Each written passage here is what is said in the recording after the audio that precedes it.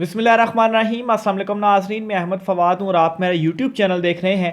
नाज़रीन, बहुत अहम खबरों के साथ आज के व्लॉग में आपकी खिदमत में हाजिर हुआ हूँ। सबसे पहले तो मौजूदा जो इस वक्त चीज़ें चल रही हैं, ख़ास तौर पर असम्बलियों की तहलील और नए इलेक्शंस के हवाले से, इस पर एस्टेब्लिशमेंट में इस वक्त क्या सोच है, क्योंकि तमाम नज़रें इस वक्त यही हैं कि इमरान खान साहब तो ये चाहते हैं कि असम्बलियाँ तहलील, बल्कि वो ख़ुद ऐलान कर चुके हैं कि असम्बली तहलील वो करेंगे अगर इलेक्शन की तारीख ना दी गई।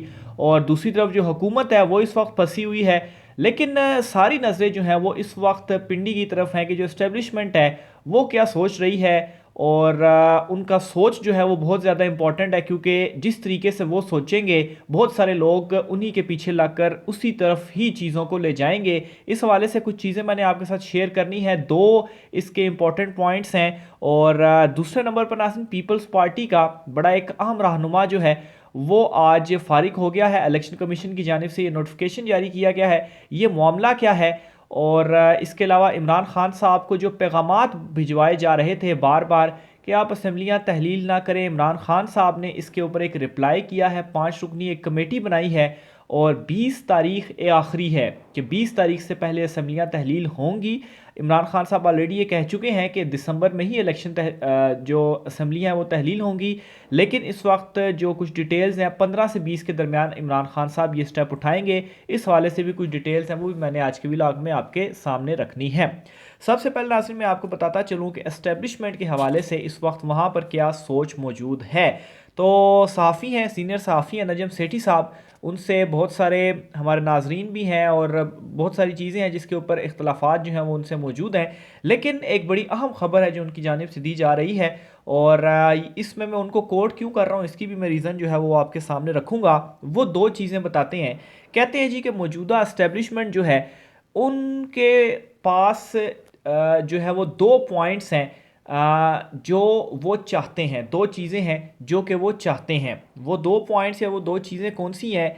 एक तो वो ये है कि वो बार बार ये कह भी रहे हैं कि हमने पॉलिटिक्स में सियासत मुदाखलत जो है वो नहीं करनी। एक चीज़ तो वो ये कह रहे हैं। दूसरे नंबर पर वो ये कह रहे हैं कि इस वक्त जो माशी स्टेबिलिटी है वो बहुत ज़्यादा ज़रूरी है। तो इसलिए कोई भी ऐसी चीज़ ना की जाए जिससे माशी जो स्टेबिलिटी है, जो कि ऑलरेडी है ही नहीं, आप देख लें इकॉनमी इस वक्त कहाँ पर जा रही है, इसको मज़ीद नुकसान जो है वो पहुँचे। ये 2 पॉइंट्स रखने के बाद उन्होंने 2-3 चीज़ें जो है वो मज़ीद जो अपनी तरफ से एंगलिंग करने की कोशिश की, वो ये थी। वो ये कहते हैं कि अगर इमरान खान साहब की बात मान ली जाती है और इलेक्शंस जो हैं वो अनाउंस कर दिए जाते हैं, तो इससे क्या होगा कि नेक्स्ट आने वाले जो 6 माह हैं वो बहुत ही ज़्यादा अनस्टेबल होंगे। और उससे क्या होगा कि जो माशी सूरत हाल ऑलरेडी जो है वो स्टेबल नहीं है, वो मज़ीद ख़राब हो जाएगी और हो सकता है दिवालिया भी जो है वो हो जाए। अच्छा, एक चीज़ तो ये। दूसरे नंबर पर वो ये कहते हैं कि अच्छा, इस वजह से इमरान खान साहब या परवेज़ इलाही साहब को ये इनडायरेक्ट पैगाम है कि असम्बलियाँ जो है वो आपने तहलील नहीं करनी और इलेक्शंस अपने वक्त के ऊपर होंगे। ये जो है वो इन्होंने इससे नतीजा अखज़ किया कि एस्टेब्लिशमेंट के ये 2 पॉइंट्स हैं। एक तो मुदाखलत नहीं करेंगे और दूसरे नंबर पर वो ये कहते हैं कि जो माशी स्टेबिलिटी है वो होनी चाहिए। कोई भी ऐसी सूरत हाल पैदा ना की जाए जिससे इस स्टेबिलिटी को मज़ीद जो नुकसान है वो हो। और अगर इमरान खान साहब की बात मानकर इलेक्शंस करवाए जाते हैं तो ज़ाहिर सी बात है उसके ऊपर भी खर्चा आएगा और फिर एक क्योस जो है वो भी पैदा होगा। और गैर यकीनी की भी सूरत हाल होगी, क्योंकि कोई पॉलिटिकल पार्टी भी नहीं होगी। तो फिर इससे क्या होगा, हालात मज़ीद बिगड़ेंगे। तो इसलिए ये एक पैगाम है, डायरेक्ट नहीं, लेकिन इसके अंदर एक इनडायरेक्ट पैगाम है कि असम्बली परवेज़ इलाही साहब आपने तहलील नहीं करनी और इमरान खान साहब आप ये जो चीज़ें करना जा रहे हैं वो ठीक नहीं है, इसलिए इलेक्शंस जो हैं वो अपने वक्त के ऊपर होंगे। लेकिन नाज़रीन, इसमें एक और दूसरा भी पैगाम है, अगर इसको ऊपर थोड़ा सा गौर किया जाए। माशी स्टेबिलिटी तब पैदा होगी जब कोई एक परमानेंट हुकूमत जो है वो आएगी। इस हुकूमत का कोई पता नहीं, ऑलरेडी 1-2 वोटों के ऊपर ये खड़ी हुई है। अगर इस वक्त इलेक्शन हो जाते हैं और अवामी मैंडेट के साथ एक नई हुकूमत आती है, तो वो जो नई हुकूमत होगी वो 5 साल के लिए होगी। और इमरान खान साहब जो कि इस वक्त नज़र आ रहा है कि 2/3 अक्सरियत के साथ वो आ रहे हैं, तो उस हुकूमत को गिराना जिस तरह से अभी अदम एतमाद के ज़रिए गिराया गया वो नामुमकिन होगा और उससे माशी स्टेबिलिटी भी पैदा होगी। एक चीज़। फिर दूसरे नंबर पर 6 माह पहले मुल्क की सूरत हाल क्या थी, और उस वक्त भी जब इमरान खान साहब की हुकूमत थी 6 या 8 माह 7 माह जो भी, उस वक्त जो है वो क्या सूरत हाल थी, और यही रिपोर्ट्स पेश की जा रही थी कि इमरान खान साहब ने ये कर दिया, इमरान खान साहब ने वो कर दिया, तो ये हो गया और मुल्क जो है वो दिवालिया हो गया। ये बेस बनाकर इमरान खान साहब को हटाया गया, और उनको हटाने के बाद आप देख लें कि जो उस वक्त महंगाई थी उससे दुगनी तिगनी आज जो महंगाई है वो हो चुकी है। तो ये जो दोनों चीज़ें हैं कि मौजूदा हुकूमत जो माशी सूरत हाल है उसमें 6 माह के अंदर, चूँकि अभी मज़ीद वो रहती भी है, इलेक्शन अनाउंस नहीं भी करती, ज़्यादा से ज़्यादा 6 या 7 माह होगी, तो 6-7 माह के अंदर भी वो कुछ ऐसा नहीं कर सकती जिससे माशी सूरत हाल बेहतर हो सके। तो इसमें एक ये पैगाम जो कि वो देना भूल गए कि स्टेबिलिटी इसी में है कि जल्द से जल्द जो इलेक्शंस हैं वो करवाए जाएं, और उसके बाद अवामी मैंडेट से जो हुकूमत आती है वो एक स्टेबल हुकूमत होगी, और फिर उसके बाद उसके ऊपर एतमाद भी लोगों का होगा। और फिर चूंकि इमरान खान साहब एक पॉपुलर लीडर हैं, तो ये बात जहन में रखें कि जो पॉपुलर लीडर होता है उसके मुश्किल फैसलों को भी अवाम जो है वो बर्दाश्त कर लेती है, और इस वक्त कुछ मुश्किल फैसलों की ज़रूरत भी है। बोझ अवाम के ऊपर ऑलरेडी बहुत है, और कुछ मुश्किल फैसलों के नतीजे में मज़ीद बोझ बढ़ेगा, लेकिन वो ये मौजूदा हुकूमत नहीं कर सकती। तो ये नाज़रीन इस वक्त जो सूरत हाल है वो सारी चल रही है। दूसरे नंबर पर इमरान खान साहब को बार बार पैगामात पहुंचाए जा रहे हैं कि आपने जो असम्बलियाँ हैं वो तहलील ना करें, असम्बलियाँ तहलील ना करें। इस पर इमरान खान साहब ने साफ साफ कहा है इलेक्शंस आप अनाउंस कर दें, उसके बाद हम बातचीत कर लेंगे। 5 रुकनी इमरान खान साहब ने कमेटी जो है वो बनाई है कि ये 5 रुकनी कमेटी जो है वो मामले के ऊपर मुज़ाकरात करेगी, लेकिन शर्त यही है कि इलेक्शन अनाउंस किए जाएं। और अगर ऐसा नहीं होता, साफ लफ्ज़ों में इमरान खान साहब ने कहा है कि 20 तारीख से पहले पहले असम्बलियाँ तहलील हो जाएंगी। एलानिया तौर पर वो ये कह चुके हैं कि दिसंबर में हर सूरत में असम्बलियाँ तहलील होंगी।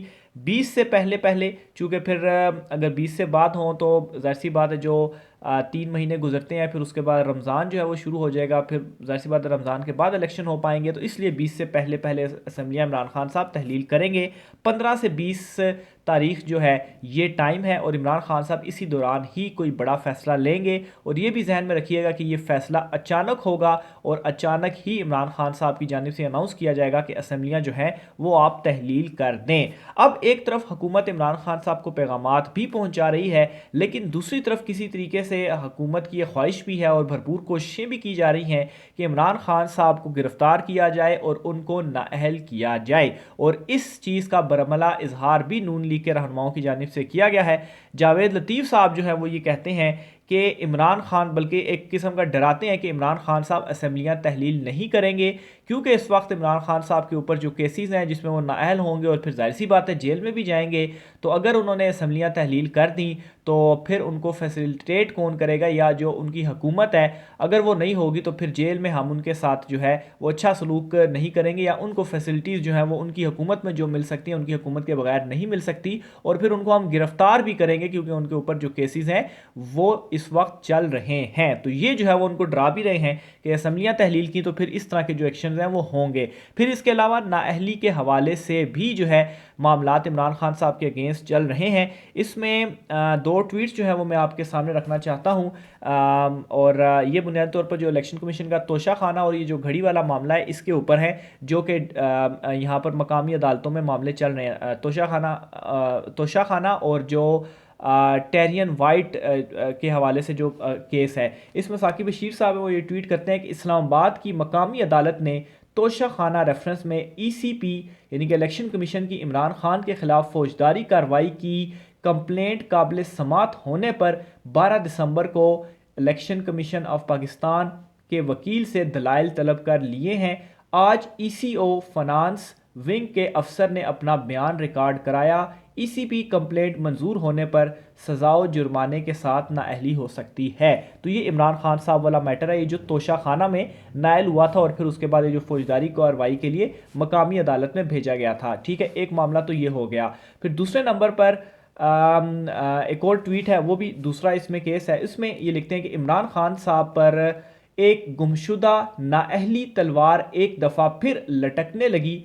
मुबैना बेटी टेरियान को ईसीपी में जमा कराए नामजदगी फॉर्म छुपाने पर दायर नाअहली दरखास्त में बड़ी पेशरफ्त। इस्लामाबाद हाई कोर्ट ने इमरान खान को प्री एडमिशन नोटिस जारी कर दिए। इस किस्म की एक दरखास्त साबिक चीफ जस्टिस खारिज कर चुके हैं, यानी कि जस्टिस अतर मिन्ना साहब जो है वो खारिज कर चुके हैं। और ये जो मुबैना बेटी है टेरियान, इनको चूंकि वो कागजात नामजदगी में जाहिर नहीं किया, तो ये एक दरखास्त थी। तो इसके ऊपर इमरान खान साहब को प्री एडमिशन नोटिस जो है वो इस्लामाबाद हाई कोर्ट की जानिब से जारी जो है वो किया जा चुका है। तो ये दो मैटर्स हैं इमरान खान साहब की नाअहली के हवाले से जो इस वक्त चल रहे हैं। फिर इसके अलावा प्लस पार्टी चेयरमैनशिप से हटाने के लिए भी ईसीपी ने उन्हें 13 तारीख को नोटिस जारी किया हुआ है।